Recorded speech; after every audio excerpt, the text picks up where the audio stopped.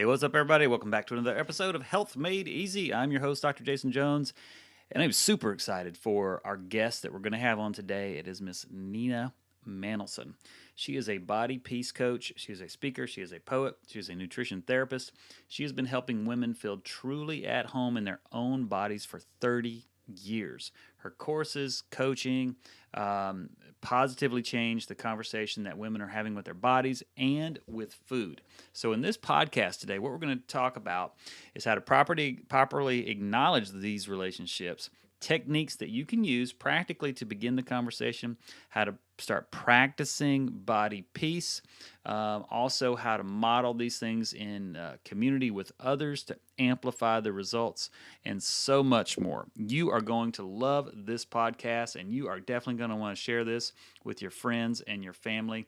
Stay tuned as we get into it with Miss Nina Manolson. All right, everybody, welcome back to Health Made Easy. I'm your host, Dr. Jason Jones. I am super excited because we have Miss Nina Manolson on today, and we are going to be touching on a topic that over the 200 plus episodes that we've done that we have never done. So I always like fresh and new, and we're going to be talking about body relationship basics, how to create a relationship with your body and food that actually feels good. Now, I know that our audience may not be that familiar with you, Nina. Mm-hmm. So tell us a little bit about yourself, your journey, what it is that you do, and then we'll get right to it. Absolutely. So, Jason, I'm delighted to be here. And I love the fact that you haven't explored this issue around relationship with food and body. And the reason that I do what I do, and what I do is I'm a body peace coach, is because I had a lousy relationship with my food and body. I felt like I was at war all the time, right? Oh my gosh, I should be doing more this specific kind of exercise. I should be eating more of this specific food and less of this specific food. And I should be trying to get smaller, and I should be trying to do something. I should be managing my body differently. I always felt like I was in this management model and very aggressive relationship with my body. And it felt kind of like a war. So I started studying nutrition. I became a therapist. I've done lots of different realms of study and really have developed this body of work that I call the Body Peace Path.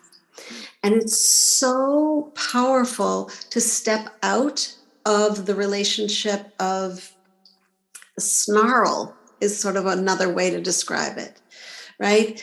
With our body, where every day we're like, frustrated with our body, or feel like our body isn't acting the way we want it to. Look, I'm working out this many times a week and I'm eating this way, and why aren't you conforming? And that sets up a very painful dynamic. So what I do is help women with the relationship with their body. Often when I'm like on a plane and somebody says, "So Nina, what do you do?" I'm like, "Well, I'm a body peace coach," and their face goes blank. I say, think about it this way. So when we're having a problem with a relationship with a partner, we often go to couples counseling to help work out the dynamics and to make it a more positive, caring, supportive relationship. So I am basically a couples therapist, but instead of for a woman and her partner, for a woman and her body. Got it. Well, I'm looking forward to getting into it. So why don't we go for it? So I'm very much a root cause guy. Anytime, I think treating symptoms, there's a place for that. But ultimately, if we do not get to the cause of whatever the situation is, we will never solve the problem permanently. Yeah.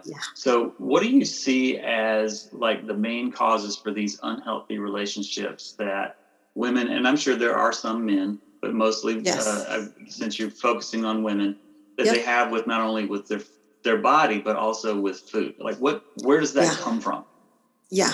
So I love that you dive right down into it right away. It's totally my style. I love getting into the depths of things. And the root cause is there's a couple of root causes. One is the culture we live in, right? There's literally a $72 billion diet industry telling us what we should eat, what we shouldn't eat, that you could lose 7 pounds in 7 days, that you should do this, you can do that, right? So there's this root cause of a culture that's very aggressive. And it's getting in the way of an authentic relationship with ourselves. So a way to think about this is if you're you're trying to cultivate a monogamous relationship with somebody, right? Mm-hmm. And you're in bed with them. And every night you crawl into bed with them, hoping to connect and have a nice conversation. And how was your day? And have some intimate time. Somebody else crawls into bed and says, oh, no, don't talk that way. And don't touch her that way. And move over that way, right? That's what our diet culture is doing all the time with this most precious relationship that we want to be having with our own body. So when you talk about root causes, one of the root causes is the culture has interrupted our authentic listening and caring with our body.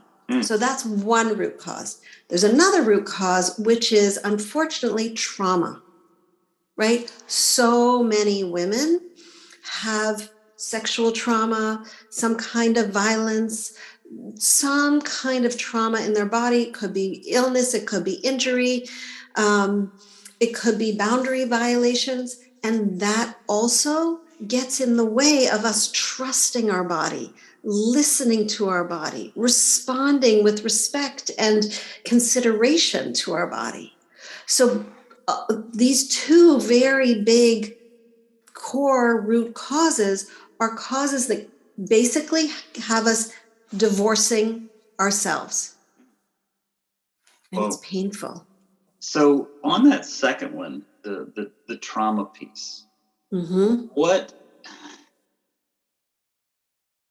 does, when any of those things happen, what does that sort of, because I always say the body will try to seek comfort, because it sort of lowers the noise down, and it just sort of helps us feel okay, if you will.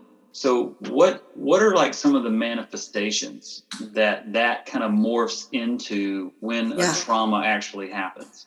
Right. So when you're talking about this idea of how do we move into comfort, how do we, what I call, just like you said, turn the volume down on overstimulation, on confusion, on being on a diet for 2 months and then feeling like, oh my gosh, I cannot bear this one more second. I just want to eat like a normal person, right? All of those intense nervous system activation, right? Our nervous system goes, wee, really flying up high into sympathetic nervous system. That's fight or flight, freeze, fawn, flop, all those responses. We use food. Oh, let me eat something. That will turn the volume down, right? My system is very activated because I just walked into, I'm making this up, I walked into a house that looked a lot like the house that I grew up with, and there was somebody who was abusive or mean to me or wherever, and my trauma got triggered, and wow, this is very activating, and my nervous system is just, I feel like a ball of nerves, and I know how to turn the volume down. I think I'll just eat a whole bunch, and that will numb me, right? That's not the only reason we have unwanted eating behavior, absolutely not. But it's one of the reasons, which is food has been a great friend in terms of turning the volume down when our nervous system is too activated. Yeah, but it also, the body releases sort of feel-good hormones when we do that as well. So it I think it reinforces, probably for a lack of a better term, behavior along those. And then we get into this habit loop, that it's just, that's just what we do when we don't feel well. Absolutely, right? So if we go back to that nervous system model, right, we have two branches of our nervous system, sympathetic, parasympathetic, sympathetic, not so sympathetic. It's when we're really stressed. We eat and then, oh my gosh, now I'm in parasympathetic, rest and digest. I can relax. It feels good, right? And food becomes our buddy. Food becomes a coping mechanism, which is so important to look at that lens, because often we go, I'm doing it wrong. I shouldn't be eating. Food is my enemy. But to come to it and say, oh, food is actually, I've been reaching for food as a way to cope, as a way to deal with life, is a more compassionate frame. Okay, gotcha. So when we look at these two things, culture, which is brutal, I think it's brutal. I mean, in so many ways, it's brutal. Mm-hmm. I think if we could just turn off all marketing messages from TV, radio, whatever, podcasting, as well, because that happens there too. I think we would do really well. And with the trauma, where do women start? Like, if they want to start to reframe the relationship, where do they start to pick up traction? It's a great question. So the first piece is to acknowledge this is a relationship. Mm-hmm. And in fact, this is the most important relationship of our life. We are born into this body. We will die in this body. This is the longest relationship. And, we've all had this experience when we feel good in our body, how we are in our relationships with other people changes. We're more at ease. We're more confident. We let ourselves shine through. When we feel insecure about our body, when we feel negative about our body image, we hide, we withdraw, we hide at the back of the picture, or we don't get in the picture, right? I've had clients say, I just keep taking the pictures and I'm never in the picture. And I look back at our family history and I'm not there because there was so much body shame. I was afraid to even show up. Right? Yeah. So the first piece there is I am having a relationship with my body, and how's it going? Right? How is this relationship going? If I was sitting with a therapist and they said, so how's the relationship? What would I say? Would I say, we're great, we're talking a lot, we listen to each other, we're really responsive, I know what my body needs, and then I do things to support her, and or do I say, wow, this is a really bullying relationship. This is really painful relationship. We're criticizing each other all the time. We're bullying and bossing each other, right? So first to go, wait, this is a relationship. And is this a relationship that works for me?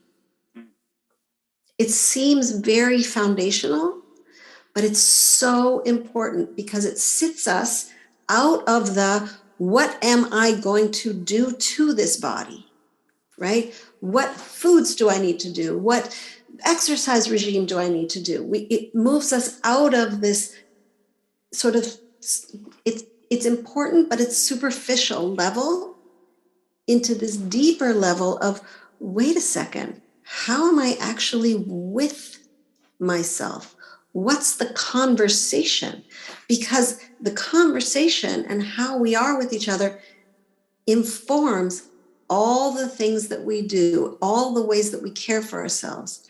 And one of the things that has come out of self-compassionate research in the last 15 years is that the kinder we are with ourselves, the better this relationship is, the more likely we are to take actions that are in service of our body, of ourselves, right? So if we're being kind to ourselves, it's easier to make choices that are really in service of our nourishment.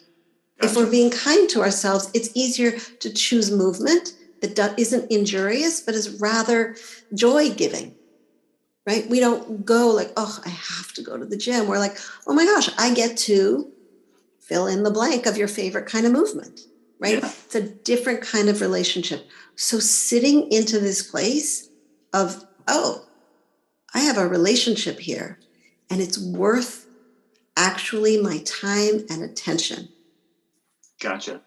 And that makes sense because it seems like what I'm hearing you say is that you got to get really honest and truthful with how this relationship is going, and, if this was like a bullying relationship or abusive, like two people.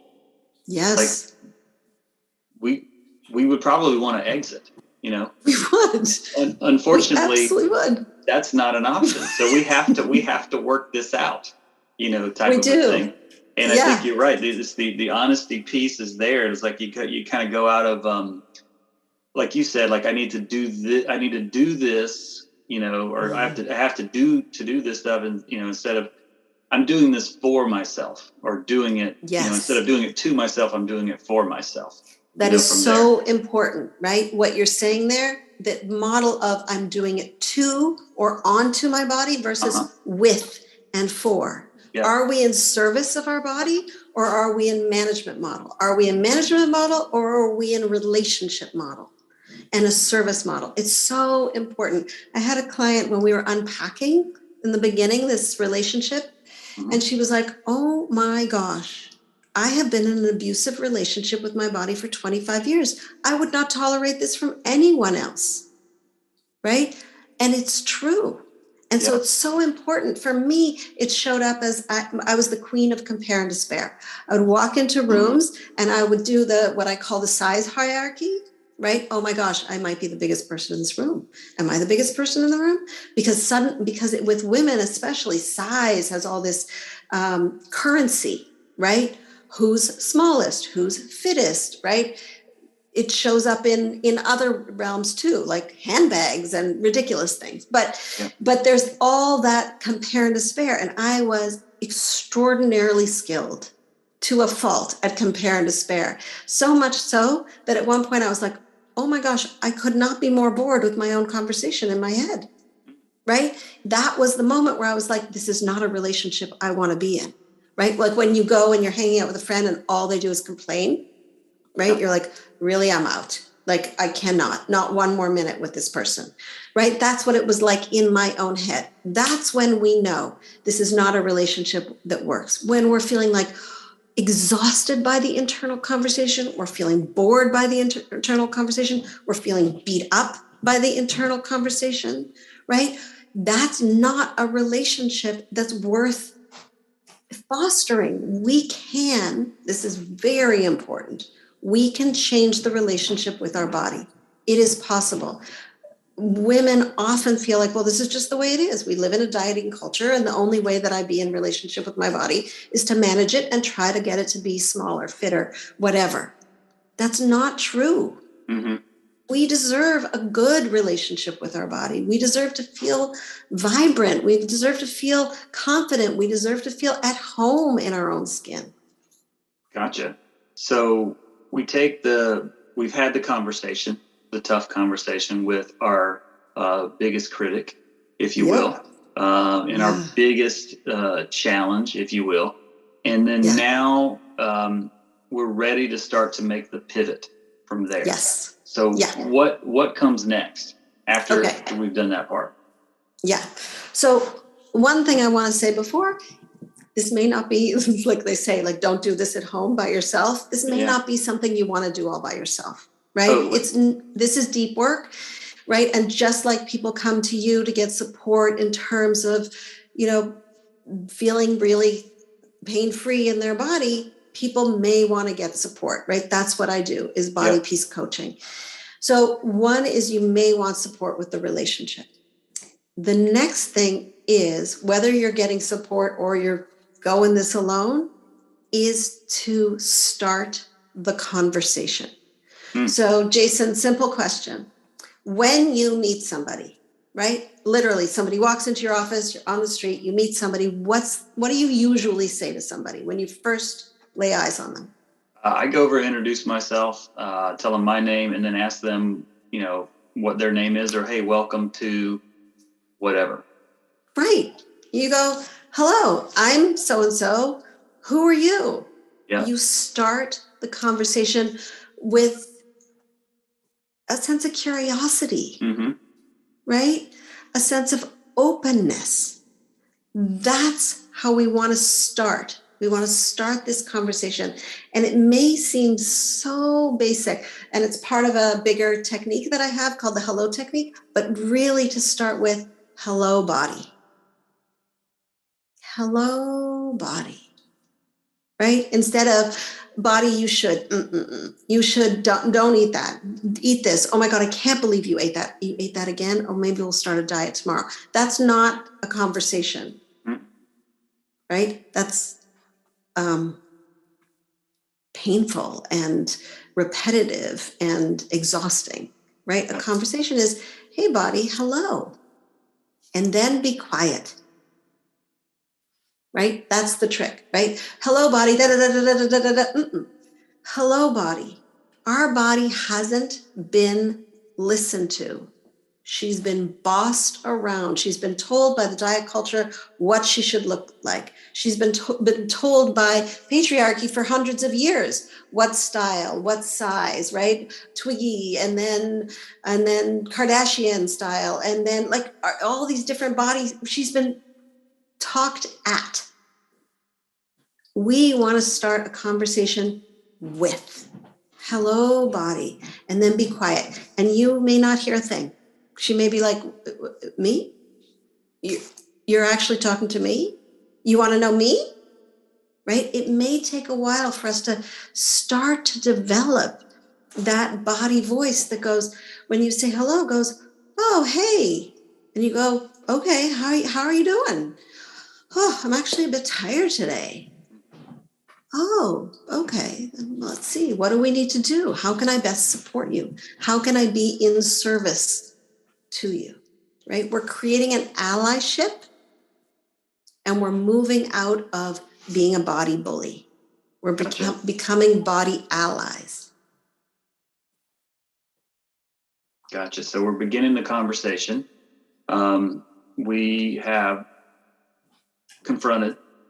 We're now have a good communication cycle going. It's back and forth. We're listening. The body's listening as well.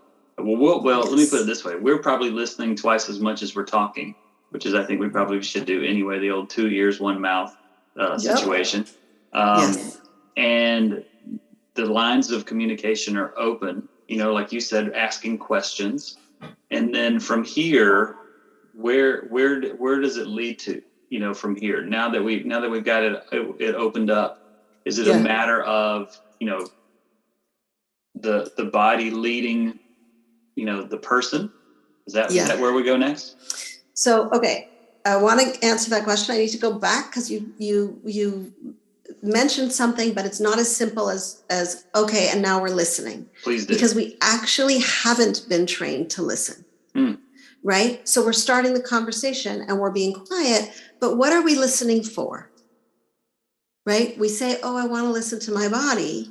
But how? We weren't trained.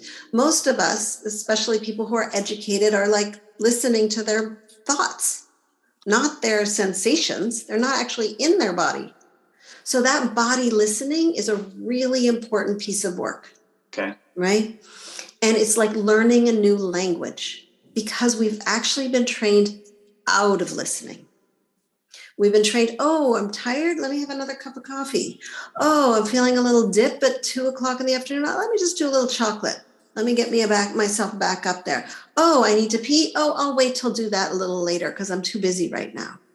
We have actually been trained out of listening to our body.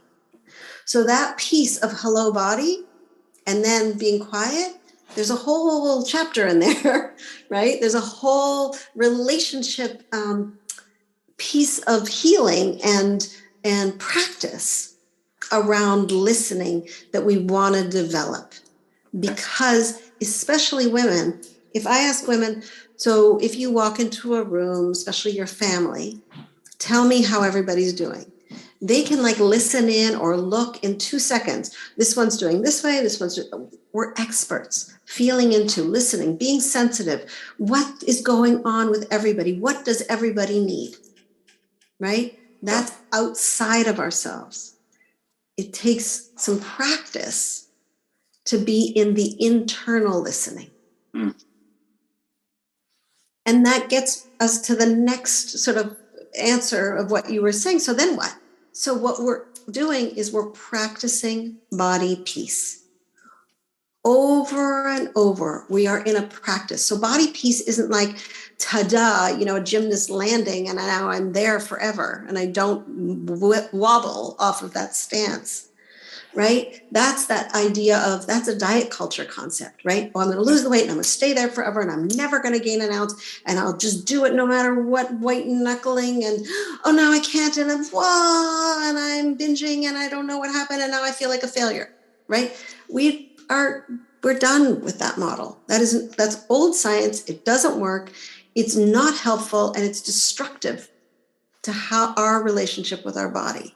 So what we want to be moving into is a daily practice, a minute-by-minute practice of body peace. And the reason that I came upon body peace and not body love, which is actually, I wrote about for a while, I think body love is too aspirational. It's like asking, and I know you've had a partner for many years, and so have I, which is every day roses and romance and Valentine's Day? No, it's not. That is not a long-term relationship. Long-term relationships are like, some days like, okay, all right, you're going here, I'm going there. What are we doing? How are we doing? Oh, this is such a snarl. I'm sort of annoyed. Like, that's real relationship. But in a good relationship, there's respect and there's peace. And we practice that. We don't every day have, rainbows and unicorns. But we can have a respectful, responsive, peaceful, nourishing relationship. And that's what we want to have with our body. And so we're in a practice of body peace. And there's many practices of body peace. That's what I do in my Body Peace Seekers group, is we practice body peace. How do we bring body peace to the table? How do we bring body peace to the mirror? How do we bring body peace to our closet when we open it up?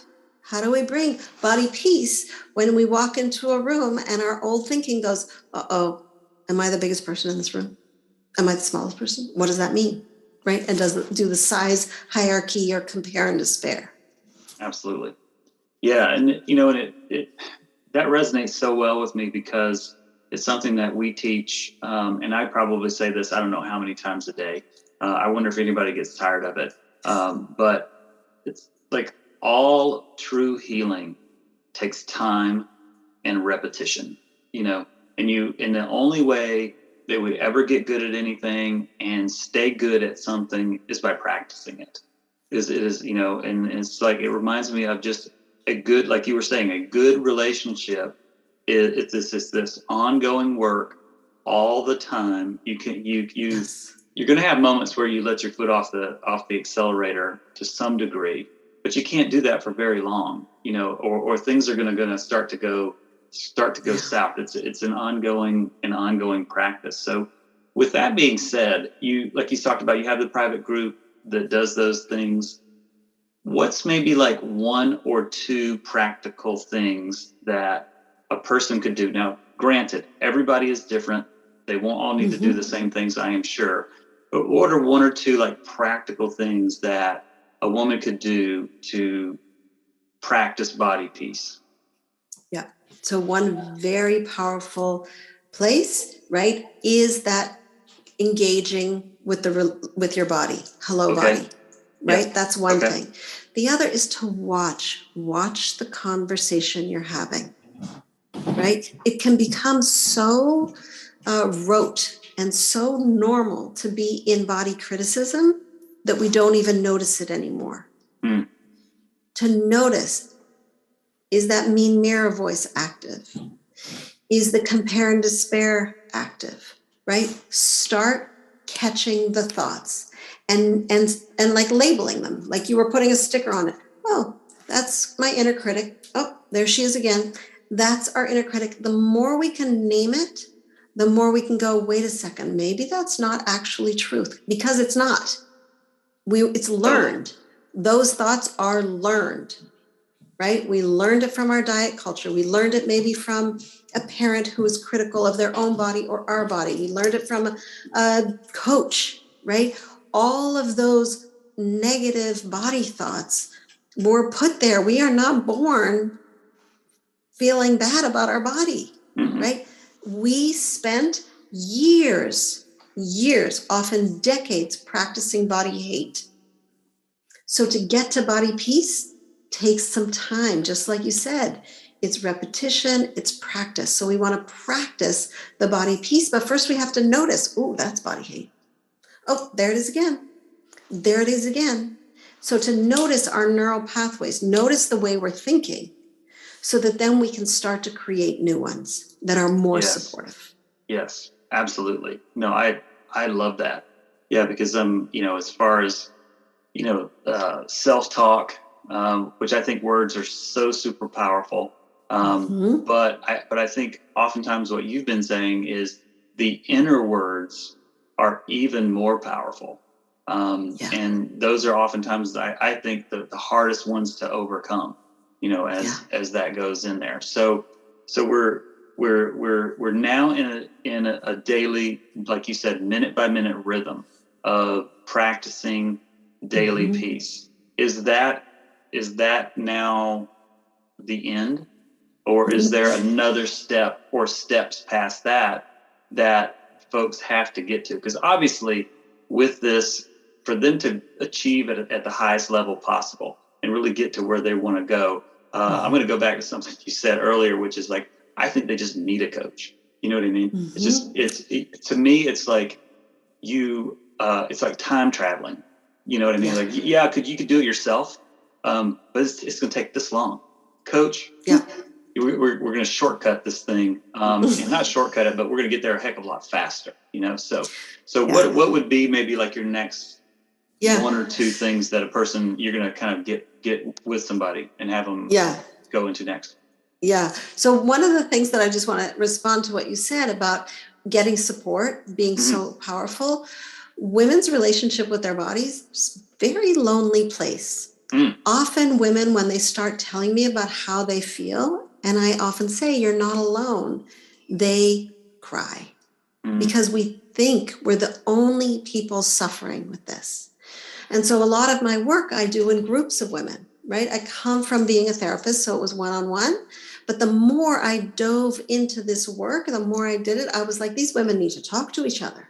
We need to be in groups of women, so to model for each other what it is to talk kindly, because we're experts at being compassionate and caring and supportive and in service to others.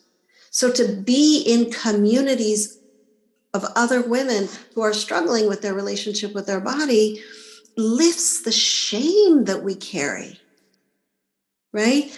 Often, and I have several different kinds of groups, but often women after these groups say to me, oh my gosh, I feel so relieved. I don't feel so alone. I don't feel like I'm carrying this burden all by myself. Like there's something wrong with me. There's nothing wrong with you. We were trained into this, right? So the steps that we're working through are unpacking this shame, right? Unlocking the shame, unlearning diet culture, right? Moving into what is body peace, moving into how do we eat? What is that for ourselves? Is that intuitive eating, compassionate eating, considerate eating? Like, what is your style of eating that makes you feel like, oh, this is sustainable? This is not a diet that I'm just falling off the wagon every 3 weeks. This feels like I am really being a body ally. I can move through life in support of myself so I can feel good. Because when our psyche and our thoughts and our energy is going to the body war, we're not doing what we're really here for. It's taking up our energy, right? Every person on this planet has a purpose. And if you're spending your energy of your purpose on how many calories did I just eat, it's a waste. Yeah. And it's makes me think about sort of my world in my office, where it's like the person is disjointed, and then when they bring everything into alignment, thoughts, actions, and they start going in that direction, they course correct, as they go, which is where a coach is like, huge because they've got the 30,000-foot view. They see your blind spots. You don't, you can't, you know, and then they make you aware of them and you're like, oh, your awareness just continues to open up, you know, as you go.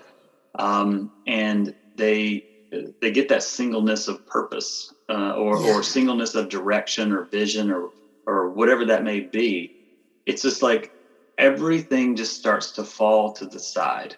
And I find that you hit such a great point earlier where, and I'm paraphrasing what you said, it's like everything becomes like doing less.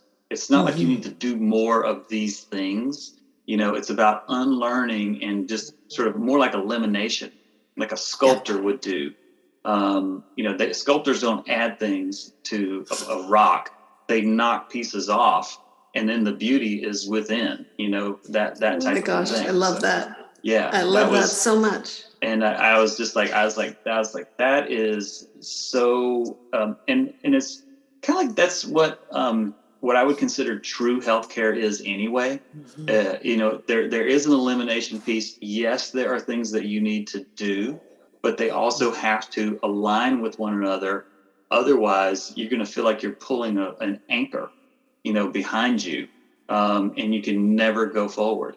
So I think just sort of removing the brakes and you just get to take off, which I think is, if you've never experienced it, that's where I think having a coach would really help a person out and being able to remove those blockages and brakes. I love that image so much of like we're removing, right? We're removing all the do this, do that. It's so I talk to clients all the time who come and say, honestly, I've been on so many diets, I don't even know what to eat anymore. Every time I go to the fridge, I'm like, oh, maybe I'm not, that diet, I wasn't supposed to eat that. And that diet, I wasn't supposed to eat that. Like, I'm so confused, right? And when you talked about like taking, unlearning, moving things away so that we come to this incredible piece of art that's inside this block, what we're coming to is the wisdom of our own body. That's what we get to connect with. We get to connect with our intuition that knows this is what's right for me. This is what I need. This is what would support me. And we're so trained out of it. And we're so moved into the war and criticism that it starts to just feel exhausting. And being in a body, it's like, I loved what you said, like people come to you and then they get aligned. And I imagine when they get aligned, all the energy's there again, right? They're like, I felt like I was hauling that, you know, huge weight. But now I feel like I'm all lined up and my energy is accessible. Right? That's what we want. We want to feel good in our own skin so that we have the energy to do what we want in our lives. Yeah, I agree with you. And I think, you know, it's just terms that we've been as a profession, as a chiropractor, using for 125, 30 years is innate intelligence, you know? Yes. Or sort of like maybe a better way for people to understand that is sort of just inborn wisdom. You know, we have an inborn wisdom. It's really the thing that lights us up and allows us to fully express like our human potential, you know? And I feel like that is sort of an umbrella view or 30,000-foot view of like what you are helping people do. It's just drawing out that inner wisdom that's there, bringing it to the surface. And that way that person can have that connection. They can have that communication. They can have the appropriate relationship with their own body, with food, obviously.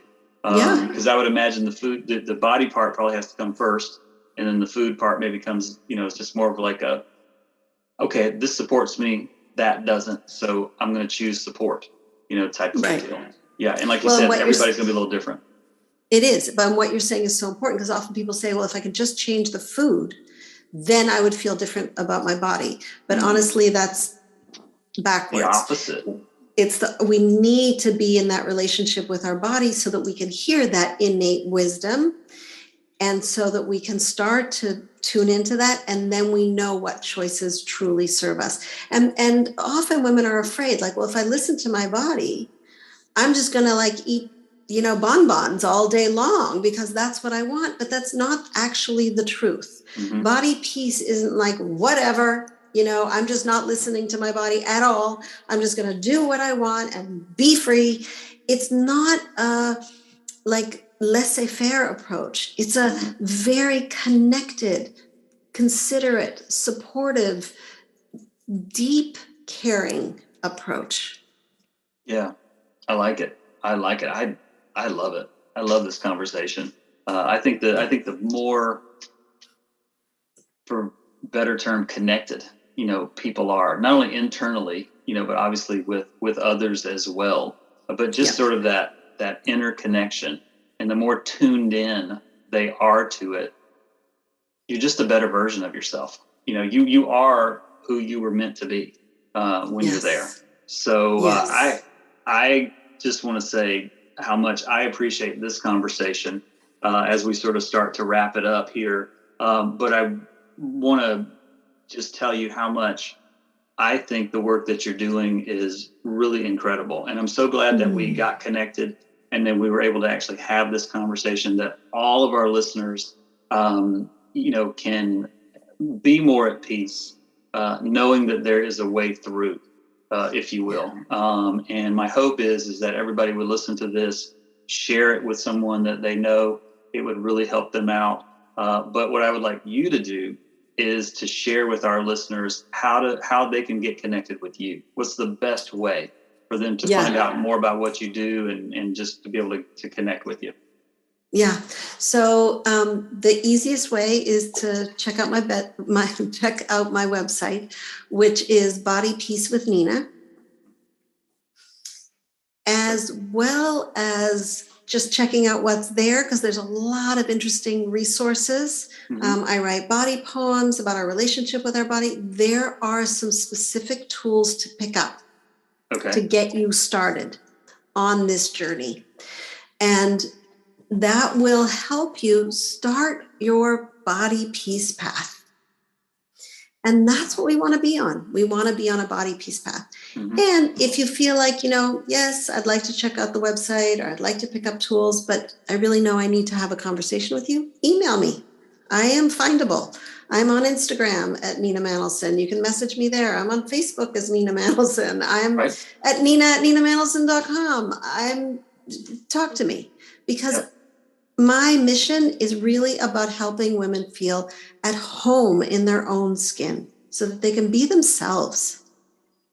That's incredible. I love it. And thank you again for sharing that as well. And I want to make sure that everybody knows that they can go to the show notes page for this podcast, and I'm going to have links to not only Nina's information, the tools that are there. I'm going to try to link up as much as I can to help you guys just get there as quick as possible. But again, Nina, thank you so much for coming on today. This was like made my day and my week having this conversation because I think it's like I said when we got started, it is the missing piece for so many people and probably way more than we could ever imagine. But I hope that people will take this, start to get the ball rolling, hopefully get some help and some coaching if they need it, and probably most people do. And that way they can begin their healing journey. So thank you so much for coming on today. My total pleasure, Jason. Awesome. Well, you guys, we're signing out for Health Made Easy. We'll see you on the next podcast. See you later. Bye-bye.